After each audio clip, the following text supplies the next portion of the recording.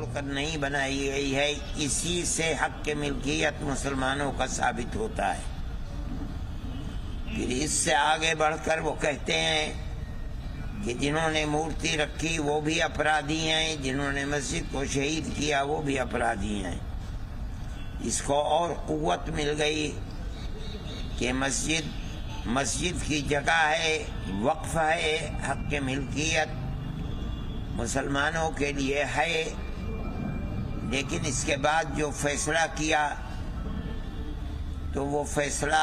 اور پہلی یہ چیز دونوں ایک دوسرے سے جوڑ نہیں کھاتی اور سمجھ میں نہ آنے والی چیز ہے۔ پھر قانونی اعتبار سے فیصلے میں یہ بات کہی گئی ہے کہ 30 دن کے اندر اندر رجوع کیا جا سکتا ہے، تو چونکہ یہ ایک ہمارا قانونی حق ہے اور اس کے ساتھ ساتھ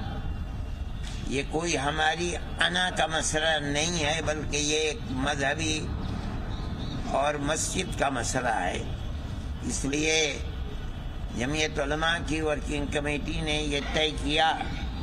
کہ ہم جہاں تک جا سکتے ہیں اپنے حق کے ملکیت کو حاصل کرنے کے لیے ہم وہاں تک جائیں، یہ ہمارا انسانی اور شرعی حق ہے اور فریضہ ہے اور قانونی حق ہے، اس لیے کہ سپریم کورٹ نے فیصلے کے اندر اس دروازے کو کھلا رکھا ہے۔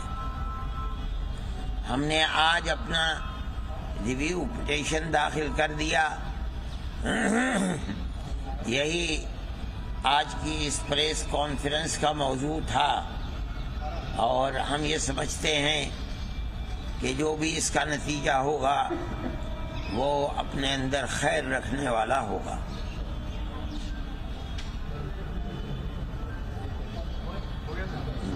سر سنا ہے ہم نے کہ آپ ذاتی طور پر جو ہے مخالف تھے، آپ چاہتے نہیں تھے کہ ریویو پٹیشن ڈالا جائے، لیکن جمعیت کی ورکنگ کمیٹی کے بعد آپ نے اپنی رائے بدلی ہے۔ یہ تو آپ کی سنی ہوئی بات ہے،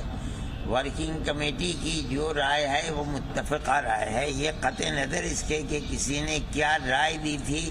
یہ مجلس کی اپنی چیز تھی، لیکن اب جو چیز ورکنگ کمیٹی نے قبول کر لی وہی سب کی رائے ہے۔ بی جے پی یہ کہہ رہی ہے آپ کی پٹیشن کو۔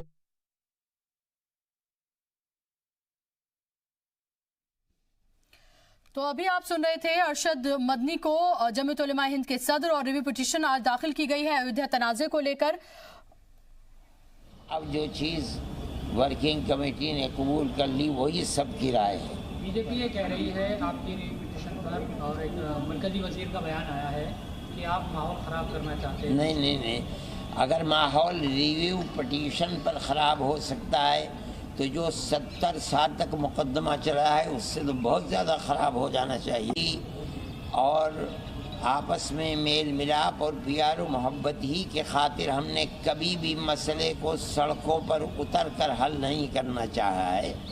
ہم کورٹ کے پاس بالکل ابتدا سے گئے ہی اس بنیاد کے اوپر ہیں